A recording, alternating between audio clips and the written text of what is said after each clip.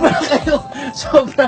Nandito po ako sa Valle Dulce. Akala ko na nanaginip at nangangarap na paano ba magkaroon ng bahay sa OFW. Pero ngayon, sa aking paningin, sa aking nasa harapan, grabe. Na-realize na o at nakamta na mga pangarap ng mga kababayan nating OFW nag-invest dito sa Valle Dulce, sa siyudad de Calamba. At nasa likod ko naman, siguro nakita nyo naman, no, ang swimming pool, ang ating magandang clubhouse, at syempre ang mga kaba-kaba ng ganito, may mga gantong peg-peg, may kilala ka, kaibigan ka, pwede mo kasi dito, no? Ang sarap ba ng feeling, meron ko sailing bahay at lupa, no? Actually, ang Valle Dulce, for your information, ay located po sa almost 365 hectares na siyudad de Calamba. Ang 365 hectares ng siyudad de Calamba ay project ng Philinvest Land Incorporated, kung saan ito ay located siyempre sa Calamba, Laguna, kaya nga siyudad de Calamba, di ba?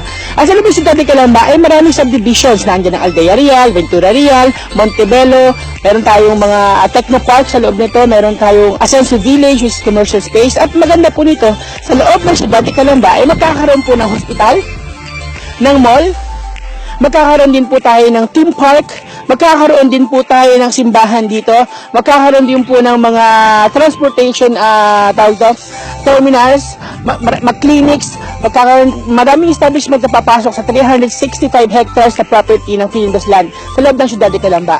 At napakaswerte namang nag-invest sa ating Valle Dulce kasi parte kayo ng siyudad de Calamba.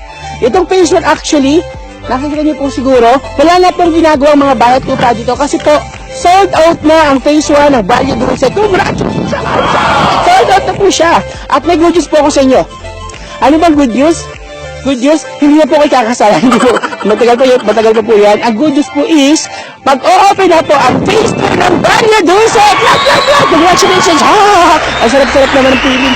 Kasi ang dahil po nag-aabang ng phase 2 ng Valle Dulce dito sa siyudad de Calamba. At kung ano bang ibibigay sa iyo ng Valle Dulce, ito po, iikot ko kayo. Ikot ko kayo.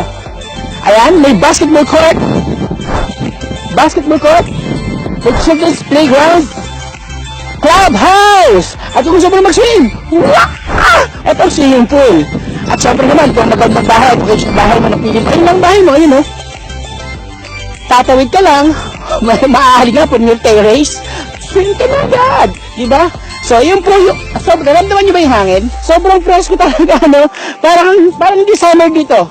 Mainit na sa Pilipinas, para ramdam ang hampas ng hangin sa iyo. Sobrang tinan mo, magdadala nga ako ng hangin sa akin. Kung dadala ako ng hangin, sobrang lamig dito sa loob ng Valle Dulce. Siyudad de Calamba kasi fresh na fresh, sa'yo ang hangin. Para bang pakaramdam mo yung naglalakad-lakad ka lang, kasama mahal mo sa buhay, walang iniisip, ang gaan-gaan ng pakaramdam, sa kukunting pera ibibigay mo kada buwan. Hindi mo ba kayang mag-invest? Saan mo din nadalang perang pinaghihirapan mo na dapat inuuna mo muna security at safety ng iyong anak? Yung welfare niya? Booming ng Pilipinas, nagmamahal ng lahat nagmamahal na, hindi lang ako nagmamahal, pati ang bahay. Sana naman mag-indahan mo. Kung natatakot ka mag-invest, bakit ka pa nag-abroad? Diba? Kung natatakot ka magpundar, bakit ka pa nag-abroad? Para sa kapakanan mo to. Para sa pag-uwi mo ng Pilipinas, hindi ka mangungupahan, hindi ka magrerenta, nakakapagod na, di ba? At ito, sigurado ko, hindi ka iiwan. Hindi ka tulad na minamahal mo, binibili mo, mga gadgets mo, ano pa. Iiwanan ka at maluluma, pero ang bahay at lupa, hindi maging iiwanan. Kahit kailan, hindi mawawala sa'yo. Kasi may masisilungan ka sa tahanan. So, hanggang sa muli, congratulations sa mga nag-invest sa Valle Dulce Phase 1. At sa Phase 2, mag-invest na po kayo kasi lalabas na po siya. Ngayon na, malapit na, hintayin niyo lang po siya. At ang magandang promo, 5,000 pesos reservation fee. Congratulations, Valle Dulce! Wow!